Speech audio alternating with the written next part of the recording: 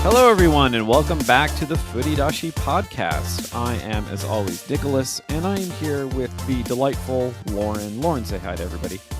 Hello, everyone, and welcome to what I hope is a enhanced audio experience, as we finally have my audio setup working. Maybe we'll see. Yeah, I mean, but the thing about any audio setup is that it takes time to dial everything in. So we're still in the process of doing that. So this week, we collectively wanted to talk a little bit about how a lot of the experiences that I've been talking about from my solo dev experience either translate or fail to translate into what honestly is what is going to be the experience of most people working in the games industry, which is generally working in teams, working collaboratively, and trying to sort of negotiate amongst a fairly small or maybe even a large group of people what ultimately a game is going to be.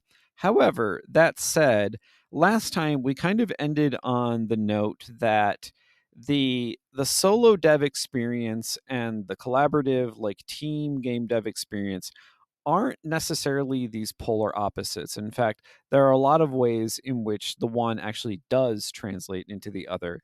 And we kind of left off on the example of someone like Kojima, who is in many ways kind of like the core of everything that he produces, even though so much of what you actually see in, previously his games for Konami and now, his games for his own studio is very much sort of the work of these people who have been with him basically since forever, and the way in which they all kind of both buy into his creative vision, but also at the same time the way in which he, as a creative director, understands that he has to allow people to produce things that are top notch, so that way everybody feels that they have a certain degree of buy-in in the whole design process.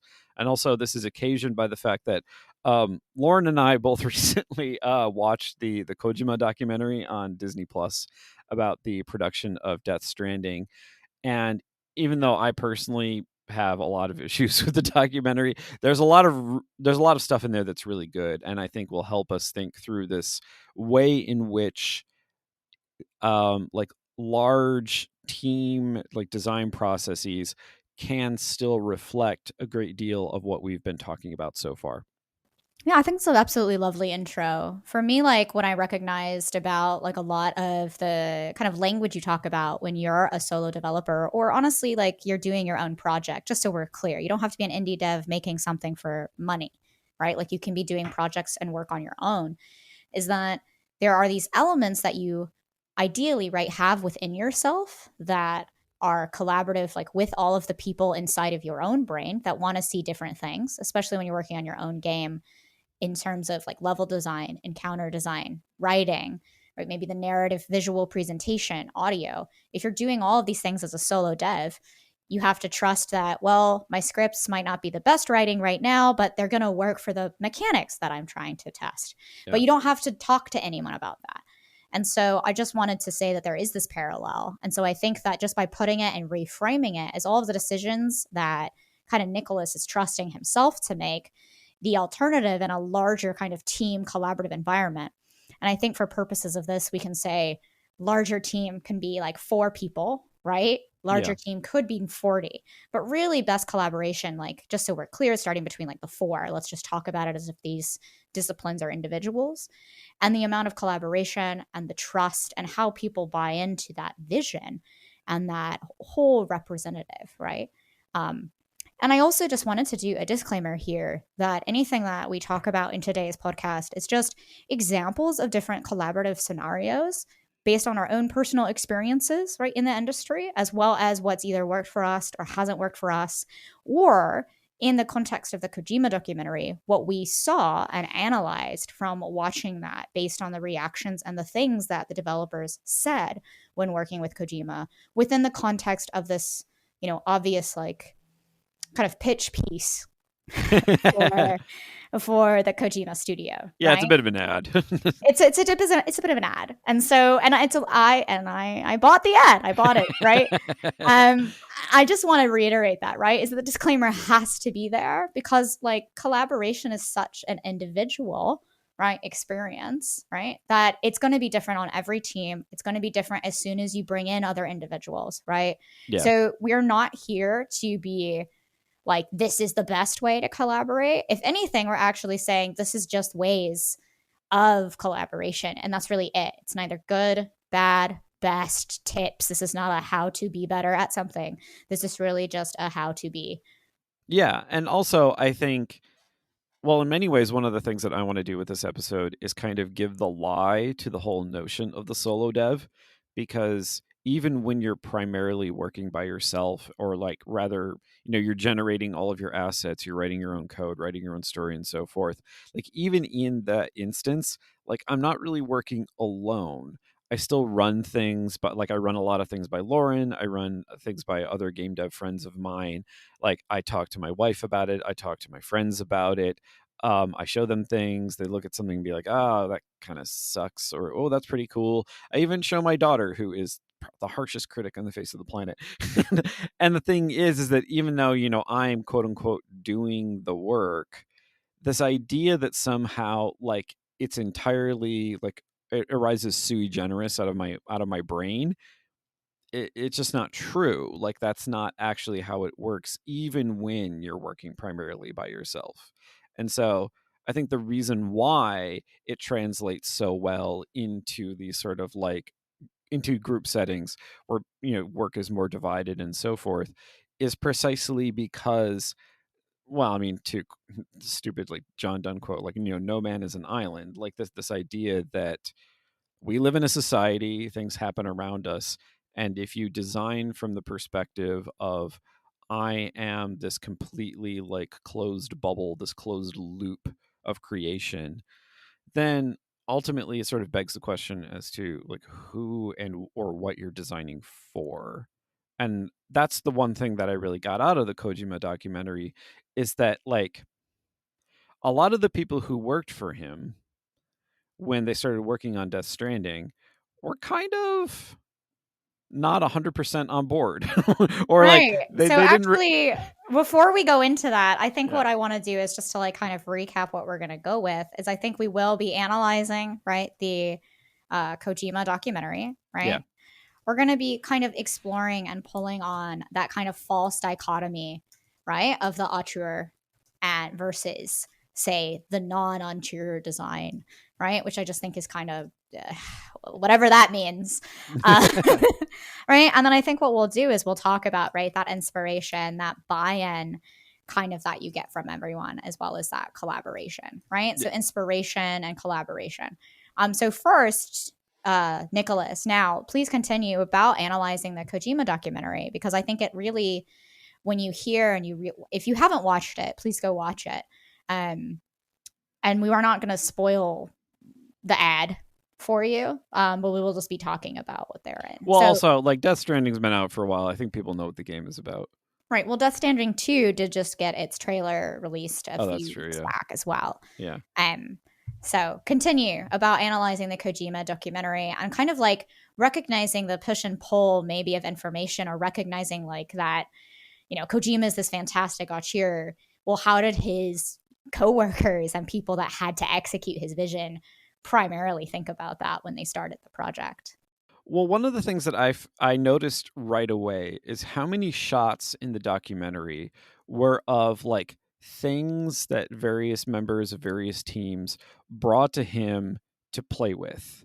and not just to look at, but to like play with, and like his annoyance with things or his delight with things, and how much his team were invested in like presenting to him things that he would like, or things that would push him, challenge him, or like present like new ideas. So this idea that like it's interesting. It's almost like his process is less like, I am the dictator of the game, and like you do this and you do this and you do this, so much as like he is there to be like the wizened grandfather, and all of his grandchildren come to him, and they want the little like hard candies that grandpa gives away, and grandpa doesn't have a lot of those hard candies, so they've got to work hard for it. So they do their little song and dance routine, and grandpa's delighted, and grandpa hands out his candies. And I think that's one of the reasons why, if I had to guess, so many of the people who work at Kojima Productions now are people who worked with him at Konami, is precisely because like they are invited and encouraged to like contribute their creative genius in such a way that it's not just about sales, it's not just about production, but it's also about delighting the other people that they work with. And in fact, I've often noticed this in a lot of like animation studios where that have like a really good working atmosphere, or even in instances, because like you'll notice how when people talk about like auteurs, especially auteurs as like directors, one of the things that you'll see is very common with them is that they often use the same crew. They have the same assistant directors. They have the same cinematographer for like every movie that they make. They oftentimes even use like the same group of actors over and over and over again. This is especially true of people like, say, Mike Flanagan, who makes all of those like horror shows and films for Netflix nowadays, because there's a recognition that like if you have a creative vision, you are in fact dependent upon like the sort of like second order creative visions of the people that you work with, and you need to know that that's going to be consistent.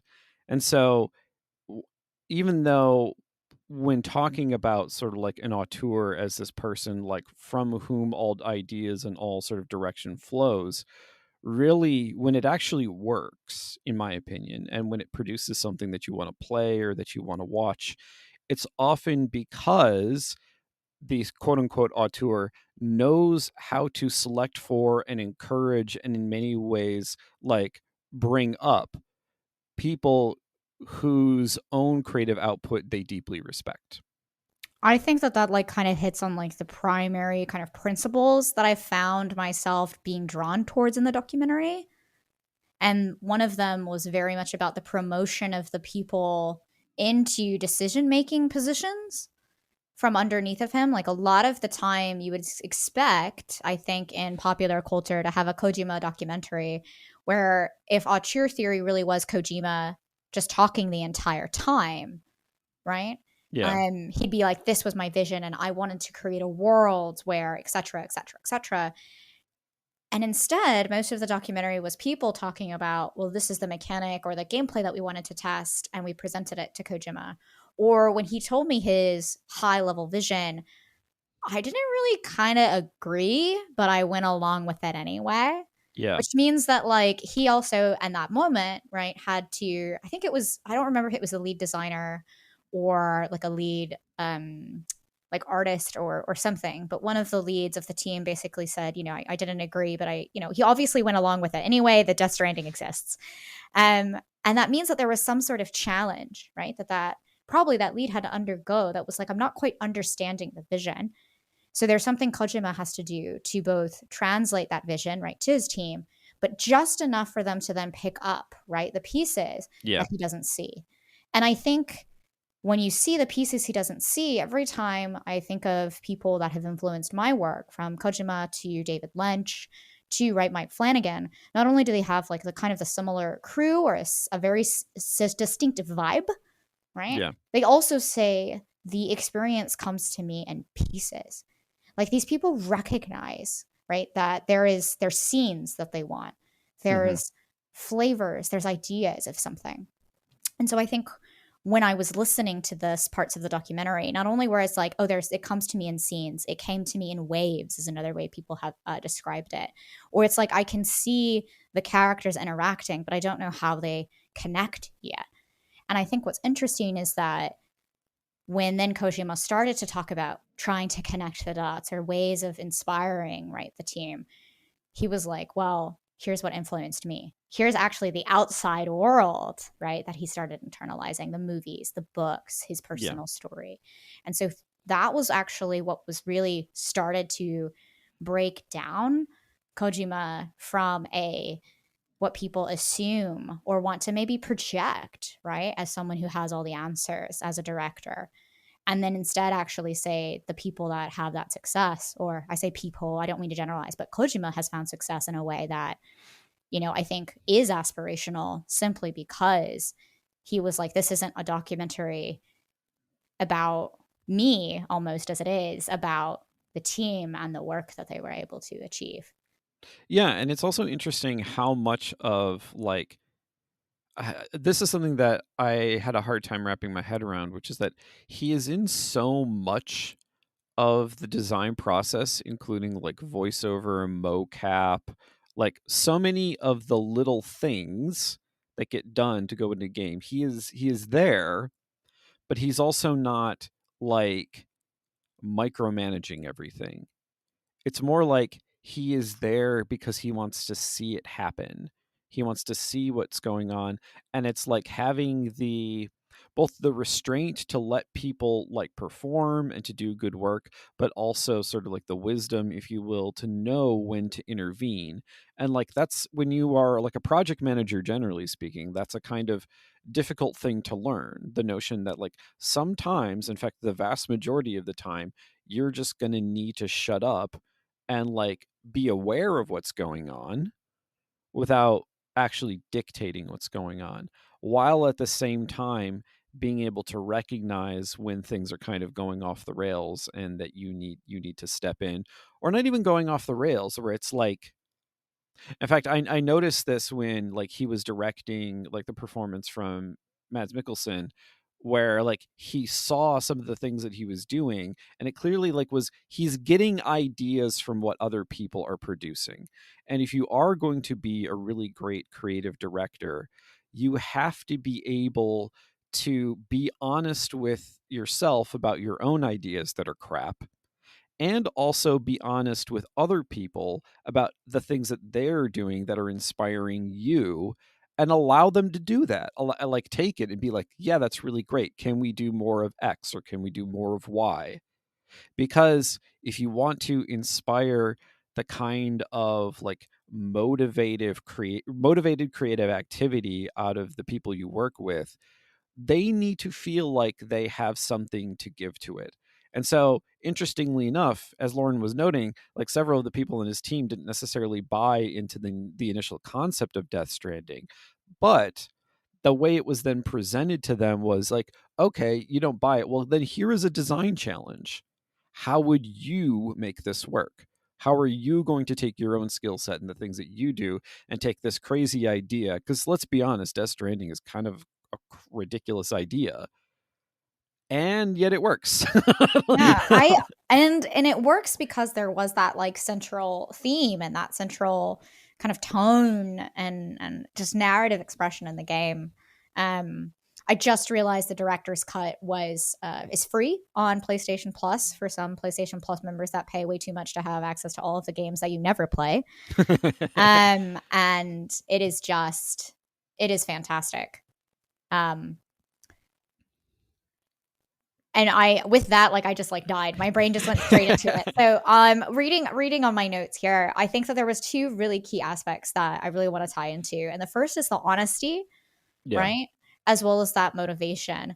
And so I think that what's interesting here is that the documentary, like, to move from a way of the analysis of the documentary exactly and kind of place this into maybe like particular scenarios that you might be facing in your own work, or scenarios that you want to get into games but you're reading about, and also scenarios that unfortunately we have to I mean, unfortunately, we have to recognize, the current state of the games industry, and we're Yeah. making a games podcast about how to work well with games people, and recognize that. I think this type of episode is more important than ever for just recognizing the lessons that you need to learn, either when you're going to strike it on your own, right? But also when you are one of the people that are affected by all of the layoffs, and now you're thinking, well, what do I do next, Yeah. right? And so I want to talk about those things like honesty and motivation, because I have to be frank that it's very, I guess I have to be honest, it's very hard to have the motivation when you're even employed at a current company sometimes, just because you can see all of your, friends, right? Or formal coworkers affected in a way that you didn't expect. Yeah. And so when we look at this, right, and in just recognizing that current climate, it's really easy to think, well, I'm going to be a solo dev. And now you get to make all of the decisions, Yeah. right? I don't say it's easy, but I do say it's like, well, maybe I should just strike it on my own. And I only bring that up because I did have friends that were saying that, right? Yeah. And so this is where we are going to move into that false dichotomy, or also really just break apart and kind of like blast a shotgun through auteur theory here. Yeah. I mean, there are a lot of ways in which it doesn't make sense. I mean, it was one, it's worth noting that, like, at least within film studies, auteur theory was really kind of a way of describing a fairly limited subset of, like, what were considered to be quote unquote geniuses. Um, while at the same time failing to recognize the fact that, like, most movies don't get made that way, especially in the periods of time that they were talking about, because especially, if you go back to the Hollywood studio system, the studio system is a system. It was kind of a machine. Like, they used core sets of actors that they had on contract, and they kind of churned them out through film after film after film. Scripts would be not so much produced as digested by the system and turned into something that was put up on screen, and there wasn't really much opportunity within that system. In fact, in many ways, like, the kind of named directors that we know of nowadays were in many ways a reaction to that setup.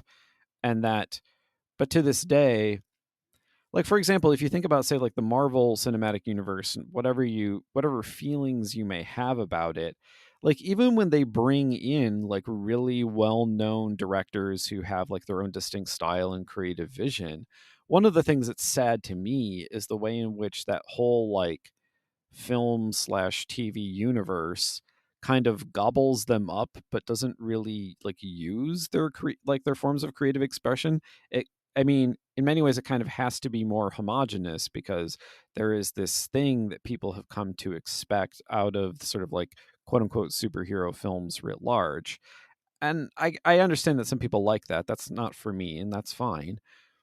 But those two things are kind of at odds with one another. You see the way in which sort of, like, this large studio process kind of takes people with sort of, like, very distinct creative visions and kind of flattens them.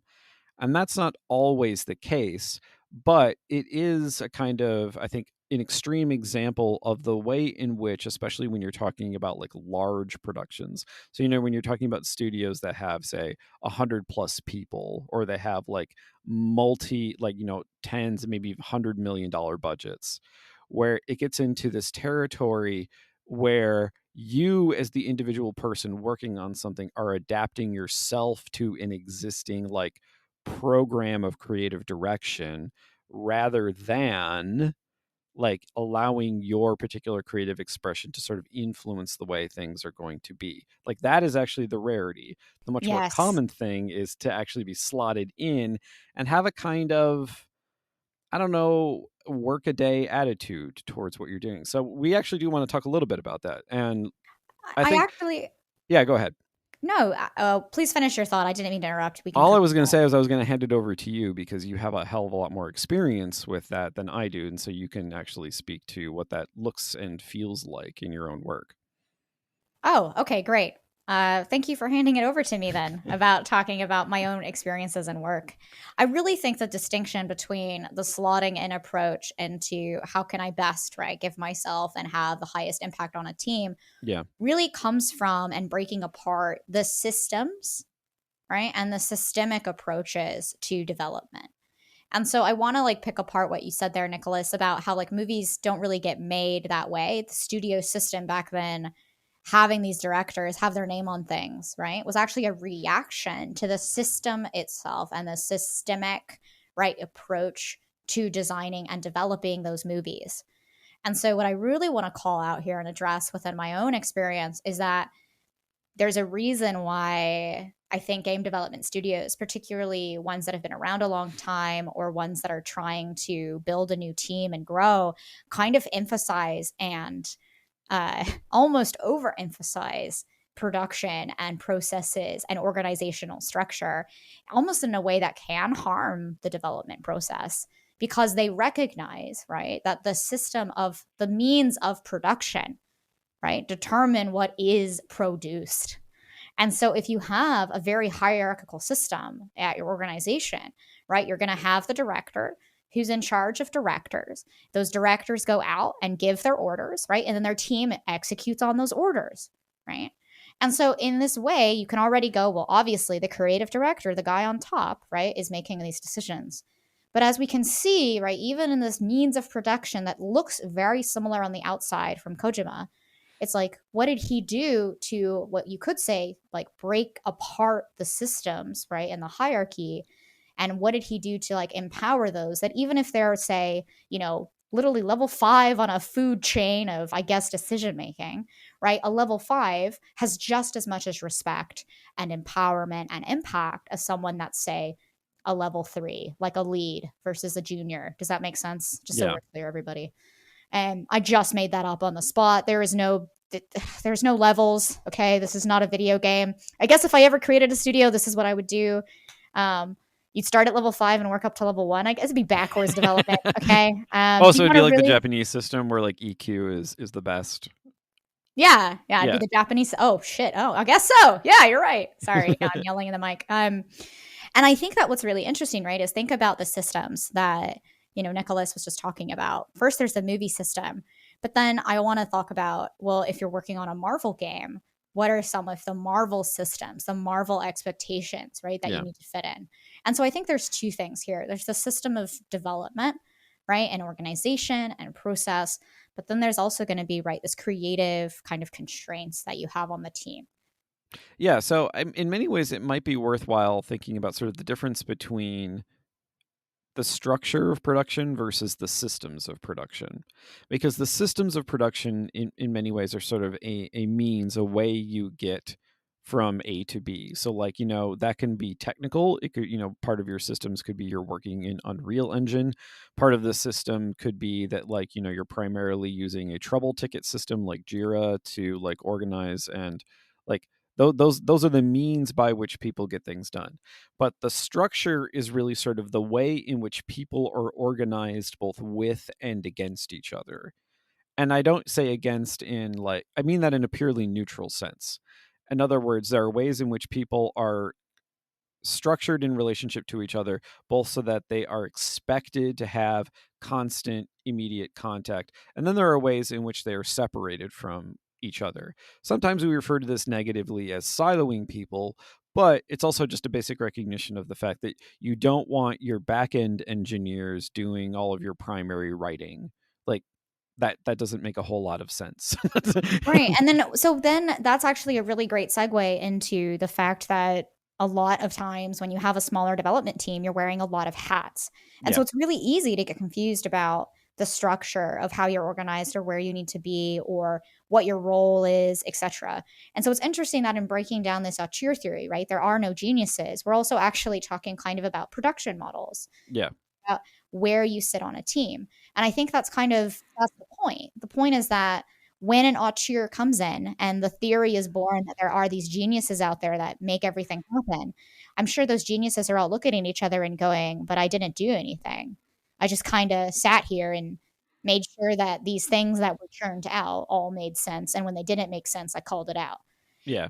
It's also, right, the longest running joke that like it sucks to be a director because you never get to be involved in that really deep IC collaborative work anymore. And on the one hand, I have had people talk about that to me because they're like, man, we're not in a lot of meetings anymore. I'm not seeing you as much. We're not being able to collaborate because I really love collaboration and I'm a good collaborator. at least to the people who have brought this up to me.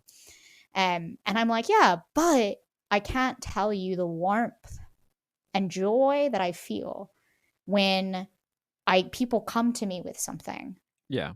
and I go, like, whether it could be a written document and like just the way they're talking about their work, right? It could be because I am in narrative. It would also be on screen and the way someone calls out like what is a bug that someone else says, actually we're making that a feature, right? I mean, Yeah. even just talking about it and remembering things that have happened from work, I can't tell you the warmth that happens in my sternum. Okay, this like little chest pit between my ribs. That's what it is. I can't tell you how much joy and fulfillment that brings. Like, there's something about having everything coalesce and elevating, almost creating a platform for everyone to step up on. And you're Yeah. always on the platform, right? So you can look at everything from that high level. But like the invitation of bringing people up onto that stage. And then when they go back and they're actually performing that, like I can't tell you how amazingly yeah, I can't. Obviously, it brings me a lot of joy. So sorry, Nicholas, I can see So you. so would you say that there are like different kinds of validation at play? So if you are like assuming, let's assume a fairly like hierarchical structure where like tasks are relatively subdivided and separate from one another.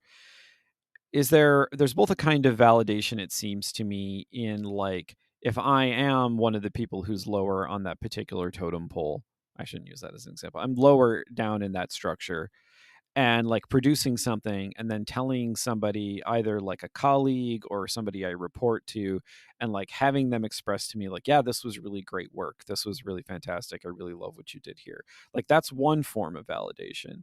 But the form of validation that you receive when it comes to sort of being much higher on that in that sort of organizational structure is from when people come to you with those things and they have produced something that not only meets your satisfaction, but sort of delights you and shows that they actually understood what it was that you were trying to communicate with them and they made it their own. Like that is a different form of validation. And it is a genuine one because it's one that says, like, it wasn't just they didn't do this thing because I told them to do it. They didn't do it because I made them. I mean, that's part of the reason why, obviously, because we live under capitalism. But they also, in part, did it because they bought into it. And I think that's why the Kojima example is a really good one, because 9 times out of 10, at least what I was seeing from what they filmed, his validation seemed to come from other people coming to him with their own work and in many ways, in their own particular way, recognizing and understanding what it was that he was trying to communicate to them. There's a scene in the documentary where like they show him screening a film that he had seen recently for all of his employees. And they didn't really explain at the time why they were doing that. In fact, one of the problems that I have with the documentary is that they almost try to big him up too much. Like it's weird how everything that is being said about Kojima in that film, especially by like the non-Japanese people, like basically the people who are not in his studio that they Right. I interview. know the adverts, Yeah, all of those people. every like 10 minutes there was an advert from like, Gabe News. Oh my God. I can't believe I don't know. I forgot his name. Continue. Well, like I mean, Jeff Keighley's in the film a lot, and it's like the people that they're Grimes is in interviewing, the film a or like lot. Like, Guillermo del Toro is in it as well, yeah. and like every single time one of them is on screen, they're like, "And this is why he is the super genius Hideo Kojima." But then they would show like actual people doing their production work. They would show like the performances from like the mocap and the voice actors.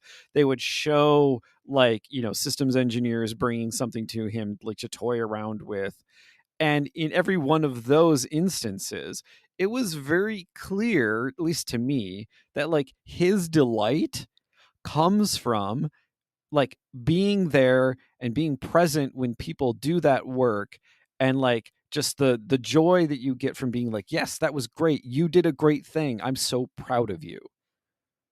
And that's Well, I, Like that's the way he was actually behaving, while at the same time, everything everybody was saying about him was like, and he is the greatest genius who has ever geniused his genius. And it's like, that's just not on film, man. Like that's not there. I was wondering how long it would take for us to get until you started critiquing the documentary. But I think this is exactly like it wasn't there, right? And so those are kind of the big three, I think. When we talk about when I first like literally when you go if you're going to go to game development school or you're going to go to any school really, the biggest thing that people talk about, and I'm going to use the big business jargon because I think business jargon is fun, because it's hilarious, is that like they always talk about how do you get buy-in from your stakeholders, right? How do you get buy-in from the people that are going to pay you, or how do you get buy-in from in general, how are you going to get buy-in right from your team? And it's Yeah. all about this buy-in approach, which just like reinforces the fact that this jargon came from, like the white male elite of the old, pale, and stale Yale people, uh, about like buy-in because it's about poker chips, right? I'm all in. I'm buying in, right? This is all like very classic poker metaphors. Yeah. And when you need to go all in to a thing, right? You're putting all of your money, you're putting all your bets. You're talking Yeah. about buying in, right? You're going to buy into this game, you're going to buy into this approach, right? So I think that buy-in is really incredible because it doesn't have to be agreement. And that's what No. was really shown in the film for me, is that people were like, I didn't understand. I didn't know what was going on. I was very confused, but I'm bought in. And I think that's the magic, right? When we talk about collaborating on a team, right? And we also talk about the solo developer journey, you kind of have to be bought into your own bullshit, Yeah. Oh, right? yeah. As a solo developer, you have to be like, I really want to create a world that kind of represents, and I guess in Death Stranding, right? That represents that these crazy people are going to come out of the ground and they're like, it's darkness and there's really no fighting, right? There's no like human kind of conflict. There is human conflict, don't get me Yeah. wrong, there is. Oh yeah, But there's plenty of violence in there's it. plenty Like, of violence, like yeah. so clear, but it's like it's not about Sam being the violent like perpetrator.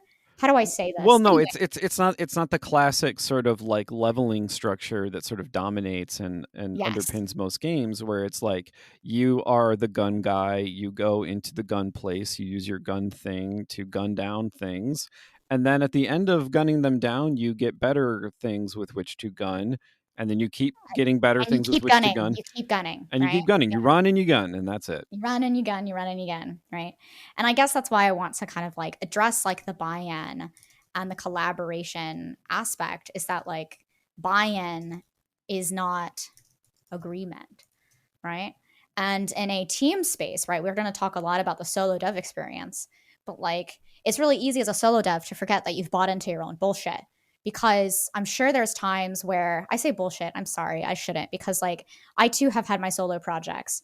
And so let me No, give an example of I my don't take solo offense to project that. I think success. well, okay, No, no, actually, but no. there, Well, I'm glad you don't yeah. take offense, but I was starting to take offense on behalf of all of the other solo devs out there that are honestly really, particularly in this environment, your work is going to what changes the future of this industry in a time when we do not know what the future of this industry looks like. So whether you are one person, two people, four people, 40, 400, right? Like we need to change this industry for the better. So I was realizing that it sounded, I was not correctly making my argument. Um, but the point that I'm trying to make here is that sometimes it's hard to remember that you have gotten buy in when you first start a project from yourself, when you're really excited, you're doing something new. You really want to make a flashlight game where the flashlight is what not only exposes light, but also exposes maybe new information about the world. Like the flashlight's required, it's like a black light, it's required to see cool glyphs. And by Yeah. connecting glyphs, you're going to have magic and then you get new powers, right? And it's all explorational, so there's no VO, and it's all about you and a flashlight, right? But the flashlight has batteries, so you've got to turn it off. So sometimes you're going to be without your power. Yeah, Ooh, Luigi's Mansion. Luigi's Mansion. Very easy, right? No, but Luigi's Mansion is a tone, right? So you've Yeah. got ooh, right? Yeah. But then things get hard, and you're a solo dev, or you're just working on your side project, and you're like, man, like this game just isn't serious enough. Like Luigi's Mansion is a bad example for this. But like you're like, oh man, like I just don't think the flashlight mechanic works. Like I think that in order to really have an experience where players want to use the flashlight, I don't want to these pickups now become like it's a game of like chase. I just need more flashlight battery, and then I go and I use my flashlight, then it dies. Well, now I have to account for other lighting. What if the flashlight was just always on, and now players can just play this kind of mystical game with like this cool otherworldly vibe? Well, now you're going, wait, you no longer have buy-in, right? It's Yeah. yourself. But suddenly when you start to make decisions and you come across these obstacles, what is that buy-in? Actually, Right? no, that's a really good point, because oftentimes people experience their own doubts as if they're just like something that is automatically there in your head, and they don't think of it as being in many ways analogous to sort of like the doubts that you can experience externally, like if you're working on, say, a team, where in they're not the same thing, obviously, but they are analogous. And there are ways in which, like, for example, okay, just speaking from my own work, I don't know if other people are like this, but when I'm creating visual assets, I do that entirely separately, and it's sort of like a different version of myself from the person who is like sitting down at the table with pen and paper trying to work out all of the math for the encounter design, which is different from the person who is just like sitting with, Visual Studio open and just typing out code for hours at a time, which is different from the person who's like writing the story and all the sort of like the branching paths that can take place. Like, in many ways, you yourself have to kind of personify the subdivisions. The only difference is that you're never in a position where you have to put together like a deck of slides and present to yourself what is going on, because it's still in your head. Like, you can just consult your own head. But at the same time, like, there are conflicts that can arise within yourself between, say, like, and this is something I've struggled with a lot personally, is that, like, I want to both tell a story. I want to, like, there is this world that I want to evoke, that I want to get across to people, but also the recognition at the same time that, like, I am making a game, and therefore if I just have text that appears on screen and you click through it, that is not really communicating anything through the gameplay experience. Like, the story can still be really good and it could be well written and compelling and so forth, but it's not compelling in the same way that, like, getting someone to interact with and sort of like experience what a character is experiencing, not because the game is telling you what they experience, but because it's sort of revealing it to you through gameplay mechanics. Like, having the restraint to be like, okay, the writer side of Nicholas wants to get this particular point and like story beat across, but encounter design Nicholas is like, no, that needs to be more open, precisely because if it's not open enough, it's going to feel like you're just railroading your player. And even though those two people are me, there is a conflict, there is an antagonism between them that is analogous to the antagonisms that you might experience in your own, say, writing work, or like, narrative systems design work, and like having to work with like whoever's doing combat, or working with like whoever is like doing the back end for your game. Just the realization that's like, yeah, there's only so much memory that we can use for this, so you're going to have to try and like trim it down a bit. Right. And I think what's really hard too is that you're also sometimes when you're on these larger teams, right? I'm going to throw this in, is that both writer Nicholas and encounter design Nicholas, right, are making decisions about their work in those moments. The Yeah, first is we want or we need a story beat here. And encounter design Nicholas is like, well, we need openness here because this is about choice yeah, and not about a linear experience, right? And now you can kind of see where, like, oh, well, if it was about railroading, or say if it was about a linear experience, he's making an Uncharted game in a visual novel. Well, suddenly it doesn't matter, right? It's all going to lead to a central beat, right? But no, encounter design Nicholas is not doing that. And writer Nicholas is like, yes, but this story is really important to show that the character is developing a certain way. So now the both of the Nicholases come together and have to have almost an argument that at a larger studio, it wouldn't, I mean, it's not an argument necessarily, it's a creative discussion, but would create conflict in that, okay, I have a presentation and these are the needs I have as a level designer. Okay, well, I have the stories that I need to tell, and these are the stories or whatever. Um, Or it could be combat moments that we need to have. It's like, well, I want to create puzzles. Okay, this whole level is about shooting a bunch of zombies. Okay, well, puzzles need to be done slowly. You see, zombies are very quick. So what are we Yeah. going to do? I guess we'll separate the levels that have zombies from the levels that have slow puzzles, and then now you get Uncharted. I know that's zombies. Uncharted doesn't have zombies, but now Yeah. you get the traversal combat, traversal combat. You get to see the systems, you get to see the patterns. Right. Yeah. This is really fun for me because I really love pattern matching. And making connections, right? So connections is obviously one of my favorite games on the New York Times website, puzzle stuff. And what really like boils down to, right, is that collaboration is about collective decision making. Yeah. It's about recognizing how your decisions affect others, even if that other is just the other you. And it's all about recognizing how those decisions add together. And so when we look at this in the context of the auteur theory, is that that's really the auteur, not an auteur, it's the director's right job to kind of like look at those kind of directions in the form of the documentary. It's Kojima. Let's not even give him a title because I don't know what his title is. Studio head, CEO, director, creative, I visionary. honestly don't know what his title is. Yeah, bro. Um, Chief uh, bro. Dr. Bro, Sir Mr. Dr. Bro, Esquire. Sorry. Who, he's a So lawyer now too? Kojima. It is Kojima's responsibility, right? For him, I think that came through for me was in that collaborative, right, and collective decision making, and right. And what's really important here, I think, for me to kind of just, I think, highlight from something that you said is the reason of that buy-in requires that inspiration, Yeah. and also that it requires, right, that kind of conflict and that tension. But someone at Kojima, the reason why I think sometimes he gets the people that look at it from the outside, Nicholas, and are going, he must be a genius, is because of that fact that he is not actually maybe constantly antagonizing, right? He's not self antagonizing.